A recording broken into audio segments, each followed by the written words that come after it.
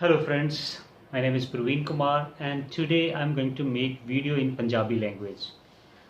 Those students who are not able to understand Punjabi, I apologize to them. I will make a different video for them in English language. So today's video is in Punjabi, pure Punjabi language 'ਚ ਆਪਾਂ ਅੱਜ video ਕਰਾਂਗੇ ਔਰ ਇਹਦੇ ਵਿੱਚ main purpose ਹੈ ਅੱਜ ਦੀ video ਦਾ ਕਿ ਆਪਾਂ ਰੀਡਿੰਗ ਨੂੰ ਕਿਵੇਂ ਇੰਪਰੂਵ ਕਰ ਸਕਦੇ ਹਾਂ ਜਾਂ ਰੀਡਿੰਗ ਆਪਾਂ ਕਿਵੇਂ ਸ਼ੁਰੂ ਕਰੀਏ। ਜਿਹੜੇ ਸਟੂਡੈਂਟਸ ਜਿਨ੍ਹਾਂ ਨੇ ਅਜੇ ਤਾਜੀ ਆਇਲਸ ਕਲਾਸਿਸ ਸ਼ੁਰੂ ਕੀਤੀਆਂ ਨੇ ਜਾਂ ਜਿਨ੍ਹਾਂ ਨੂੰ ਮਹੀਨਾ ਡੇਢ ਮਹੀਨਾ ਹੋ ਗਿਆ ਪਰ ਸਕੋਰ ਇੰਪਰੂਵ ਨਹੀਂ ਹੋ ਰਹੇ, ਉਹ ਅਜੇ ਤੱਕ ਸਕੋਰ ਉਹਨਾਂ ਦੇ 5 5.5 ਬੈਂਡ ਦੇ ਵਿੱਚ ਹੀ ਅੜੇ ਹੋਏ ਨੇ। ਆਈ ਮੀਨ ਟੂ ਸੇ ਕਿ 18 19 20 ਇਸ ਤੋਂ ਤਾਂ ਜੰਪ ਨਹੀਂ ਕਰ ਪਾ ਰਹੇ, ਜਾਂ ਫਿਰ ਜਿਨ੍ਹਾਂ ਨੇ ਸ਼ੁਰੂ ਕੀਤੀ ਹੈ ਆਇਲਸ ਔਰ ਰੀਡਿੰਗ 'ਚ ਬਹੁਤ ਦਿੱਕਤ ਆ ਰਹੀ ਹੈ ਕਿ ਡਿਸਾਈਡ ਨਹੀਂ ਕਰ ਪਾਉਂਦੇ ਕਿ ਕਿਸ ਤਰ੍ਹਾਂ ਦੇ ਕੁਐਸਚਨਸ ਨੂੰ ਕਿਸ ਤਰੀਕੇ ਨਾਲ ਆਪਾਂ ਅਟੈਂਪਟ ਕਰੀਏ। ਸੋ ਫਰੈਂਡਸ, ਤੁਹਾਨੂੰ ਪਤਾ ਹੀ ਹੈ 3 ਪੈਸੇਜ ਹੁੰਦੇ ਨੇ। ਪਹਿਲਾ ਪੈਸੇਜ ਸੌਖਾ ਆ, ਦੂਜਾ ਥੋੜ੍ਹਾ ਔਖਾ ਅਤੇ ਤੀਜਾ ਸਭ ਤੋਂ ਜ਼ਿਆਦਾ ਡਿਫੀਕਲਟ ਆ। ਅਸੀਂ ਆਪਣੀ ਰੀਡਿੰਗ ਫਸਟ ਪੈਸੇਜ ਤੋਂ ਸ਼ੁਰੂ ਕਰਨੀ ਹੈ। ਫਸਟ ਪੈਸੇਜ ਦੇ ਵਿੱਚ ਜਿਹੜੀ ਅੱਜ ਕੱਲ੍ਹ ਜੋ ਟਰੈਂਡ ਚੱਲਦਾ ਪਿਆ, ਮੈਂ ਪੁਰਾਣੀਆਂ ਆਇਲਸ ਦੀਆਂ ਬੁੱਕਸ ਦੀ ਗੱਲ ਨਹੀਂ ਕਰ ਰਿਹਾ, ਜਿਹੜੀਆਂ ਕਿ ਨੰਬਰ 8 9 10 ਕੈਂਬਰਿਜ ਦੀਆਂ, ਉਹਦੀ ਗੱਲ ਨਹੀਂ ਕਰਦਾ।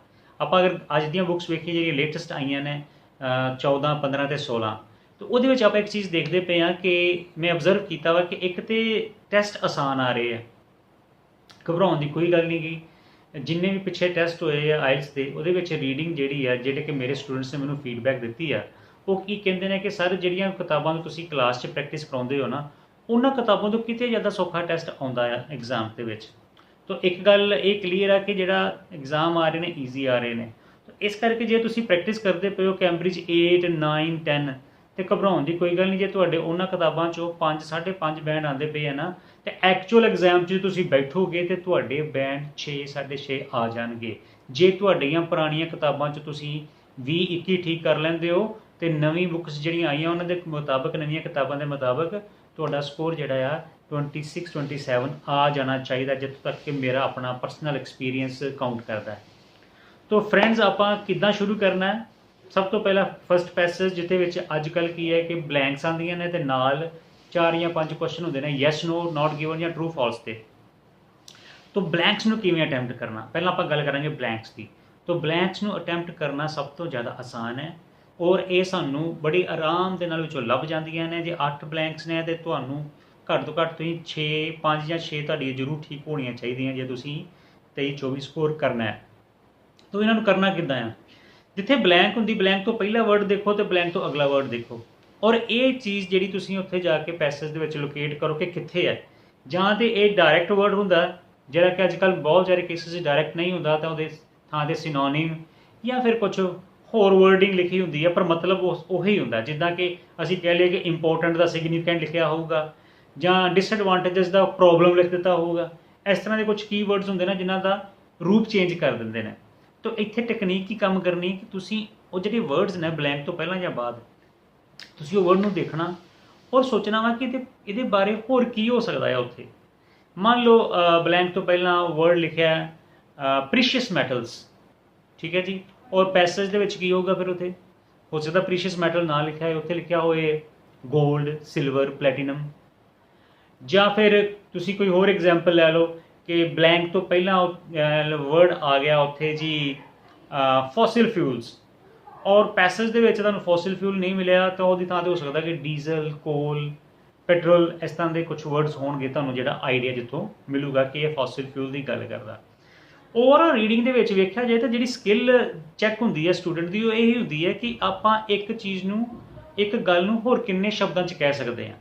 तो जिहड़े बच्चे इस चीज़ नूं आइडेंटिफाई कर लैंदे आ वो स्कोर लै जाते हैं, और जिन्होंने आइडेंटिफाई करने में मुश्किल आती है, मतलब है कि उन्होंने जां तो वकैब थोड़ी आ लिमिटेड आ, तो जां फिर वो ज़्यादा देर तक इंग्लिश नाल जुड़े नहीं है, तो उन्होंने रीडिंग की प्रैक्टिस नहीं है, जां फिर रीडिंग बहुत स्लो करते कि उन्होंने सारे क्वेश्चन अटैम्प्ट नहीं होंगे। तो 2 प्रॉब्लम्स ज़्यादा स्टूडेंट्स को वेखण च आउंदियां आ, जां तो उन्होंने पैसेज पूरे कंप्लीट नहीं होंगे, मसां ही 2 पैसेज कर पाते तो टाइम हो जाता, तो जां फिर उन्होंने इंडिविजुअल क्वेश्चनस तंग करते, जिवें कि कईयां नूं ट्रू फॉल्स नहीं पता लगते, कईयां नूं लिस्ट ऑफ हैडिंग नहीं पता लग रहा, ਜਾਂ ਕਈਆਂ ਨੂੰ MCQs बहुत परेशान करते हैं। तो इन्हां सारियां प्रॉब्लम्स का हल है, ਉਹਦੇ ਲਈ थोड़ी पेशेंस रखनी पैंदी है।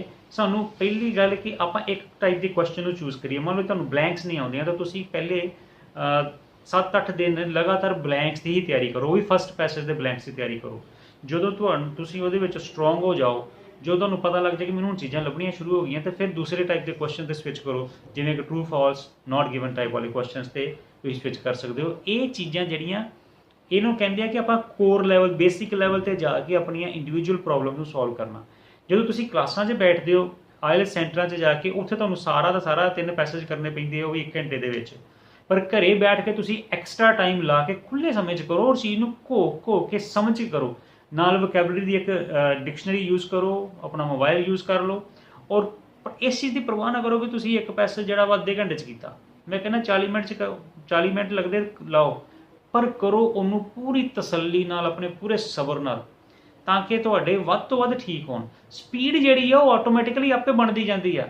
ਤੁਸੀਂ ਦੇਖੋਗੇ ਕਿ ਇੱਕ ਦਿਨ ਤੁਸੀਂ ਪਹਿਲਾ ਪੈਸੇਜ ਅਗਰ 40 ਮਿੰਟ 'ਚ ਕਰਦੇ ਹੋ, 2 ਜਾਂ 3 ਦਿਨ ਬਾਅਦ ਉਹੀ ਪੈਸੇਜ ਜਿਹੜਾ ਮਤਲਬ ਹੋਰ ਪੈਸੇਜ, ਪਰ ਪੈਸੇਜ 1 ਜਿਹੜਾ ਕਿਸੇ ਵੀ ਹੋਰ ਟੈਸਟ ਦਾ, ਤੁਸੀਂ ਉਹ 30 ਮਿੰਟ 'ਚ, ਫਿਰ 25 'ਚ, ਫਿਰ 20 'ਚ ਹੋ ਜਾਓਗੇ। 7ਵੇਂ-8ਵੇਂ ਦਿਨ ਤੱਕ ਤੁਸੀਂ ਇਸ ਲੈਵਲ 'ਤੇ ਪਹੁੰਚ ਜਾਓਗੇ। ਤਾਂ ਫਰੈਂਡਸ, ਰੀਡਿੰਗ ਦੇ ਪਹਿਲੇ ਪੈਸੇਜ ਤੋਂ ਸ਼ੁਰੂਆਤ ਕਰੋ, ਨਾਲ ਦੇ ਨਾਲ ਕੀ ਕਰਨਾ ਹੈ, ਕਾਪੀ ਲਗਾਓ ਅਤੇ ਨਵੇਂ ਵਰਡਸ ਉੱਥੇ ਨੋਟ ਕਰਦੇ ਜਾਓ। ਔਰ ਖਾਸ ਕਰਕੇ ਉਹਨਾਂ ਚੀਜ਼ਾਂ ਨੂੰ ਦੇਖੋ ਕਿ ਨੈਸੈਸਿਟੀਜ਼, ਫਾਰ ਐਗਜ਼ਾਮਪਲ ਨੈਸੈਸਿਟੀਜ਼ ਹੈ, ਤਾਂ ਹੋ ਸਕਦਾ ਉੱਥੇ ਨੀਡਸ ਲਿਖਿਆ ਹੋਵੇ, ਰਿਕੁਆਇਰਮੈਂਟਸ ਲਿਖਿਆ ਹੋਵੇ, ਔਰ ਬੇਸਿਕ ਨੀਡਸ ਆ ਜੇ ਵਰਡ। ਇਸ ਤਰ੍ਹਾਂ ਦੇ ਵਰਡਸ ਜਿਹੜੀ ਪੈਰਾਫਰੇਜ਼ਿੰਗ ਹੈ, ਇਹਨਾਂ ਨੂੰ ਨਾਲ ਕਾਪੀ 'ਤੇ ਨੋਟ ਕਰੋ ਕਿ ਇਸ ਸ਼ਬਦ ਨੂੰ ਆਪਾਂ ਇਸ ਤਰੀਕੇ ਨਾਲ ਵੀ ਕਹਿ ਸਕਦੇ ਹਾਂ। ਸ਼ੁਰੂਆਤ ਸਲੋ ਹੁੰਦੀ ਹੈ, ਹੌਲੀ ਹੁੰਦੀ ਹੈ, ਪਰ ਇਹ ਹੀ ਇੱਕ ਸਹੀ ਤਰੀਕਾ ਆ ਕਰਨ ਦਾ।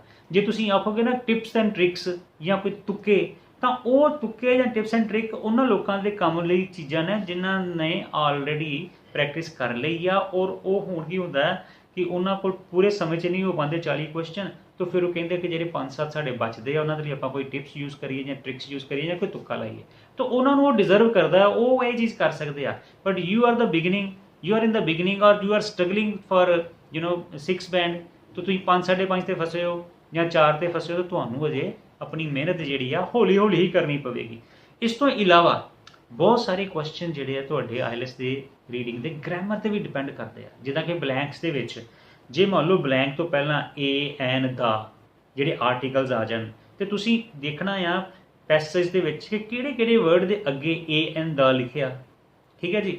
ਮੰਨ ਲਓ ਕਿ ਵਰਡ ਤੁਹਾਡਾ ਇੰਪੋਰਟੈਂਟ ਆਉਣਾ, ਇੰਪੋਰਟੈਂਟ ਤੋਂ ਪਹਿਲਾਂ ਐਨ ਲਿਖਿਆ ਹੁੰਦਾ, ਐਨ ਇੰਪੋਰਟੈਂਟ, ਪਰ ਕਈ ਵਾਰੀ ਉੱਥੇ ਵਰਡ ਤੁਹਾਨੂੰ ਇੰਪੋਰਟੈਂਟ ਨਹੀਂ ਮਿਲਣਾ ਪੈਸੇਜ 'ਚ, ਉੱਥੇ ਹੋ ਸਕਦਾ ਸਿਗਨੀਫੀਕੈਂਟ ਲਿਖਿਆ ਹੋਵੇ, ਪਰ ਸਿਗਨੀਫੀਕੈਂਟ ਦੇ ਅੱਗੇ ਫਿਰ ਐਨ ਨਹੀਂ ਲੱਭੇਗਾ, ਏ ਲੱਭੇਗਾ, ਏ ਸਿਗਨੀਫੀਕੈਂਟ।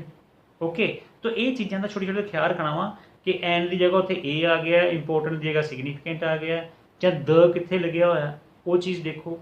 ਫਿਰ ਇਸ ਤੋਂ ਇਲਾਵਾ ਬਲੈਂਕਸ ਦੇ ਵਿੱਚ ਇਹ ਚੈੱਕ ਕਰੋ ਕਿ ਤੁਸੀਂ ਉੱਥੇ ਵਰਬ ਫਿਲ ਕਰਨੀ ਹੈ, ਨਾउन ਫਿਲ ਕਰਨਾ ਹੈ, ਐਡਜੈਕਟਿਵ ਫਿਲ ਕਰਨਾ ਹੈ, ਜਾਂ ਐਡਵਰਬ ਫਿਲ ਕਰਨੀ ਹੈ। ਐਡਵਰਬ ਜਿਹੜੀ ਹੁੰਦੀ ਹੈ ਉਹ ਤਕਰੀਬਨ ਉਹ ਵਰਡਸ ਹੁੰਦੇ ਜਿਨ੍ਹਾਂ ਦੇ ਮਗਰ LY ਲੱਗਾ ਹੁੰਦਾ, ਇਹ ਸਾਨੂੰ ਦੱਸਦਾ ਕਿ ਕੋਈ ਕੰਮ ਕਿਸ ਢੰਗ ਨਾਲ ਹੋਇਆ। ਐਡਜੈਕਟਿਵ ਕੀ ਹੁੰਦਾ, ਵਿਸ਼ੇਸ਼ਣ ਹੁੰਦਾ, ਕੋਈ ਚੀਜ਼ ਦੀ ਵਿਸ਼ੇਸ਼ਤਾ ਦੱਸਦੇ ਪਏ ਨੇ। ਠੀਕ ਹੈ ਜੀ। ਸਿਗਨੀਫੀਕੈਂਟ ਰੋਲ, ਕਿਹੜਾ ਰੋਲ, ਸਿਗਨੀਫੀਕੈਂਟ ਰੋਲ, ਤਾਂ ਸਿਗਨੀਫੀਕੈਂਟ ਤੇ ਐਡਜੈਕਟਿਵ ਹੋ ਗਿਆ।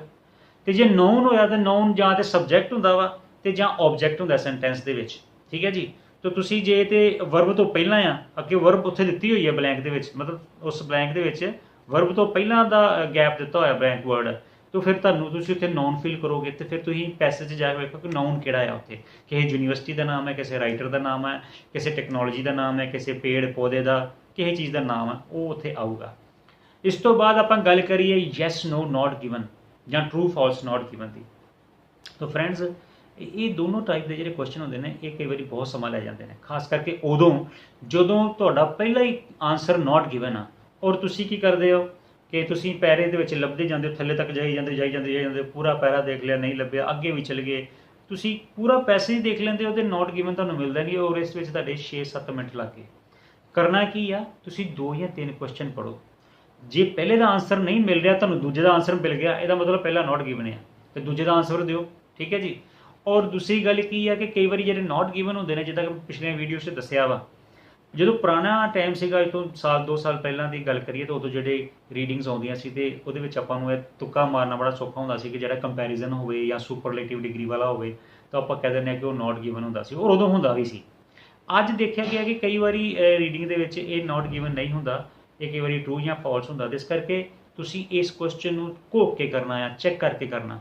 ਮਾਈਂਡ 'ਚ ਰੱਖੋ ਕਿ 90% ਨਾਟ ਗਿਵਨ ਆ, पर फिर भी 10% ਦੇ ਲਈ ਆਪਾਂ ਚਾਂਸ ਨਹੀਂ ਲੈ ਸਕਦੇ। ਆਪਾਂ ਕੁਐਸਚਨ ਨਹੀਂ ਖਰਾਬ ਕਰਨਾ ਤੇ ਆਪਾਂ ਉੱਥੇ ਜਾ ਕੇ ਚੈੱਕ ਕਰਨਾ ਹੈ ਕਿ ਕਿਤੇ ਇਹ ਟਰੂ ਫਾਲਸ ਜਾਂ ਯੈਸ ਨੋ ਨਾ ਹੋਵੇ। ਹੋਰ ਜਿਹੜੇ ਕੁਐਸਚਨਸ ਆਪਾਂ ਸਟੇਟਮੈਂਟ ਪੜ੍ਹਦੇ ਹਾਂ ਤੇ ਜਦੋਂ ਉਹ ਪੈਸੇਜ 'ਚ ਜਾਈਏ ਤੇ ਪੈਸੇਜ ਦੇ ਵਿੱਚ ਜੇ ਮੰਨ ਲਓ ਵਰਡਸ ਆ ਜਾਏ however, but, on the other hand, otherwise, ਠੀਕ ਹੈ ਜੀ, ਇਹਦੇ ਕੰਟਰਾਡਿਕਟਰੀ ਵਰਡਸ ਇਹ ਲਾਈਨ ਦਾ ਮਤਲਬ ਬਦਲ ਦਿੰਦੇ ਆ। ਇਸ ਚੀਜ਼ ਨੂੰ ਫੜਨਾ ਸਿੱਖੋ ਕਿ ਕਿਤੇ ਲਾਈਨ ਦਾ ਮਤਲਬ ਤੇ ਨਹੀਂ ਬਦਲ ਰਿਹਾ। ਜਦੋਂ ਮਤਲਬ ਬਦਲ ਜਾਏਗਾ ਤੇ ਟਰੂ ਵਾਲੀ ਚੀਜ਼ ਫਾਲਸ ਹੋ ਜਾਂਦੀ ਹੈ, ਯੈਸ ਵਾਲੀ ਤੁਹਾਨੂੰ ਲੱਗਦੀ ਨੋਟ ਗਿਵਨ ਹੋ ਜਾਂਦੀ ਹੈ।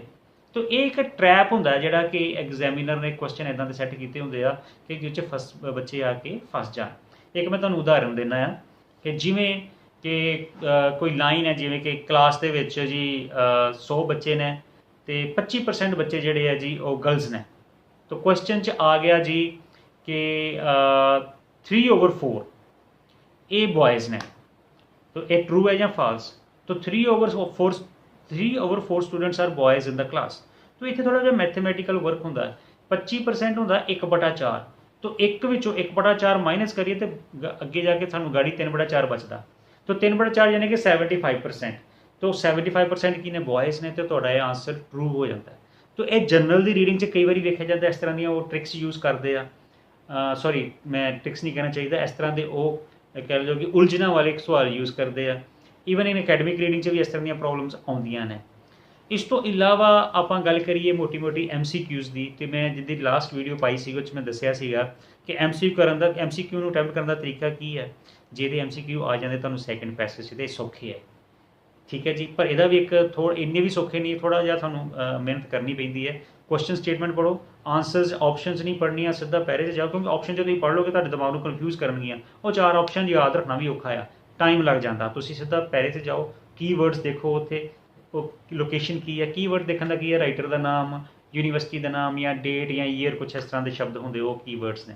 उधरों जाओ, अंडरस्टैंडिंग लवो, वो अंडरस्टैंडिंग लैके वापस आओ तो ऑप्शनस दे नाल अपनी अंडरस्टैंडिंग को कंपेयर करो, जिहदे नाल मिल जाती है वो तुहाडा आंसर है, ठीक है जी। बाकियों क्रॉस कर दो, नहीं करना छड्डो, जो आंसर लिया उन्होंने लिखो। उत्ते आंसर लिखन लगे ध्यान रखो कि तुसीं आंसर सही नंबर के गाड़ी पाउंदे पे हो। जो उत्थे भी गड़बड़ हो जाती है ना तो फिर सारे आंसर गांह बदल जाते हैं, चेंज हो जाते हैं। कई बार स्टूडेंट पेपरों के गलती कर देंगे, एग्जाम से गलती कर देंगे ने, वो लोकेशन सॉरी सैटिंग ही चेंज कर देंगे आ, या स्पैलिंग बड़े गलत कर देंगे। देखो रीडिंग का आंसर तो ਜਿਹੜਾ ਆ ਉਹ वर्ड ਜਿਹੜਾ ਹੈ ਪੈਰੇ 'ਚੋਂ मिलना, तो स्पैलिंग ਤੁਸੀਂ कम से कम ਉੱਥੋਂ ਤੇ ध्यान ਨਾਲ स्पैलिंग देखो कि S लगना पिछे या नहीं लगना, या E या A की है। इस चीज़ ਨੂੰ बड़े ही ध्यान ਨਾਲ करो।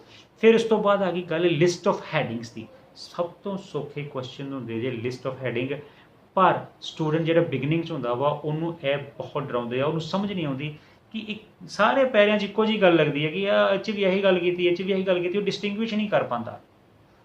ਇਹਦਾ ਤਰੀਕਾ ਕੀ ਹੈ ਕਿ ਜਦੋਂ ਤੁਸੀਂ ਲਿਸਟ ਆਫ ਹੈਡਿੰਗ ਕਰਦੇ ਹੋ ਤੇ ਜਿਹੜੇ ਹੈਡਿੰਗਸ ਦਿੱਤੇ ਇਹਨਾਂ ਨੂੰ ਇੱਕ ਵਾਰੀ ਧਿਆਨ ਨਾਲ ਪੜੋ, 2-3 ਵਾਰੀ ਪੜੋ, ਔਰ ਇੱਕ ਅੱਧਾ ਮਿੰਟ ਜੇ ਵੱਧ ਵੀ ਲੱਗ ਜਾਏ ਤਾਂ ਕੋਈ ਹਰਜ ਨਹੀਂ ਹੈ, ਕਿਉਂਕਿ ਆਪਾਂ ਜ਼ਿਆਦਾ ਠੀਕ ਕਰਨੇ ਆ।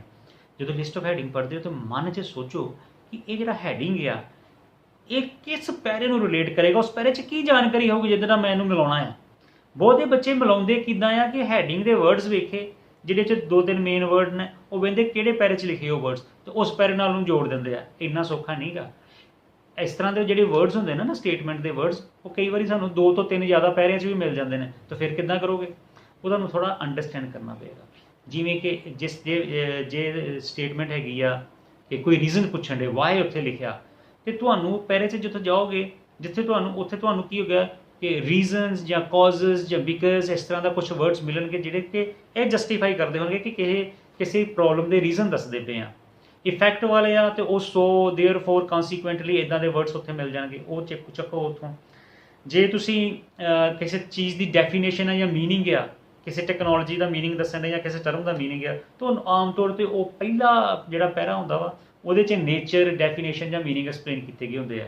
जिहड़ी लाइन कंकलूजन कर रही है, समाप्ति करती पई है, ਜਾਂ राइटर का अपना ओपीनियन है, वो ज़्यादातर केसेस देखा गया कि वो लास्ट वाला पैरा होंदा ਜਿਹਦੇ ਵਿੱਚ ਆਪਾਂ ਫਿਊਚਰ ਦੀਆਂ ਪ੍ਰੈਡਿਕਸ਼ਨਸ ਕੀਤੀਆਂ ਹੁੰਦੀਆਂ। ਜਿਹੜੀ ਸਟੇਟਮੈਂਟ ਕਹਿੰਦੀ ਹੈ ਕਿ ਫਿਊਚਰ ਐਸਟੀਮੇਟਸ ਆਫ ਕਾਸਟਸ ਜਾਂ ਫਿਊਚਰ 'ਚ ਇਹ ਹੋਊਗਾ, ਤਾਂ ਉਹ ਫਿਰ ਉਹ ਪੈਰਾ ਦੇਖੋ ਜਿਹ 'ਚ ਵਿਲ, ਸ਼ੈਲ, ਵੁੱਡ ਜਾਂ ਕਮਿੰਗ ਈਅਰਸ, ਇਨ ਦ ਅਪਕਮਿੰਗ ਈਅਰਸ ਔਰ ਮੰਥਸ, ਇਸ ਤਰ੍ਹਾਂ ਦੇ ਕੁਝ ਵਰਡਸ ਮਿਲਣਗੇ।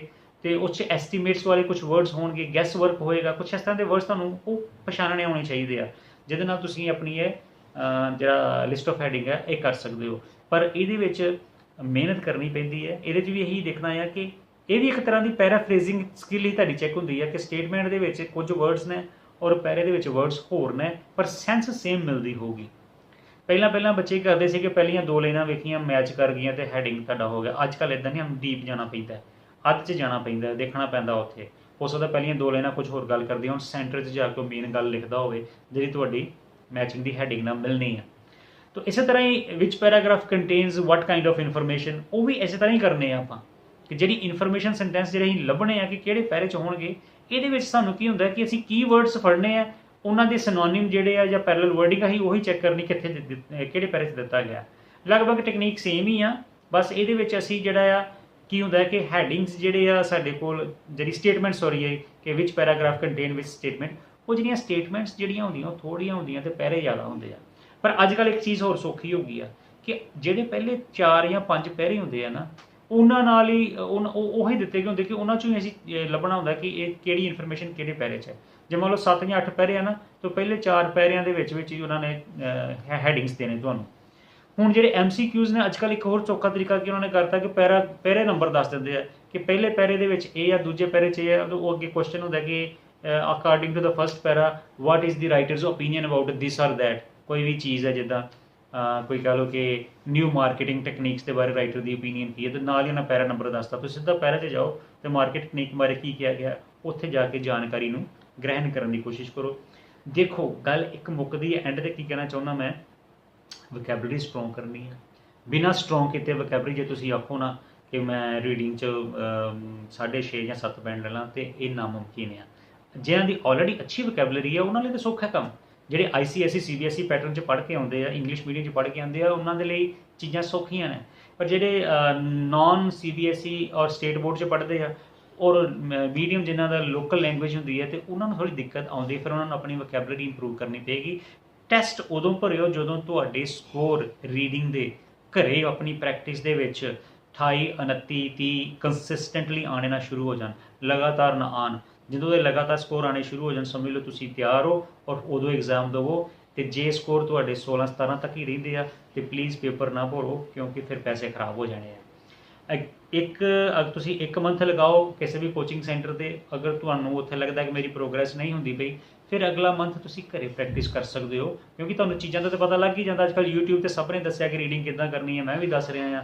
ਬੁੱਕ ਲਿਓ ਘਰ ਅਤੇ ਉੱਥੇ ਪ੍ਰੈਕਟਿਸ ਕਰੋ। 3 ਜਾਂ 4 ਬੁੱਕਸ ਲੈ ਲਓ, ਕੈਂਬਰਿਜ 11, 12, 13, 14 ਲੈ ਲਓ ਔਰ ਇਹ 1500 ਤੱਕ ਬੁੱਕਸ ਆ ਜਾਣੀਆਂ, ਅਤੇ ਘਰੇ ਪ੍ਰੈਕਟਿਸ ਕਰੋ ਆਰਾਮ ਦੇ ਨਾਲ ਆਪਣੀ ਕੰਫਰਟ ਜ਼ੋਨ 'ਚ ਰਹਿ ਕੇ, ਅਤੇ ਤੁਹਾਡਾ ਰੀਡਿੰਗ ਦਾ ਮਸਲਾ ਹੱਲ ਹੋ ਜਾਏਗਾ।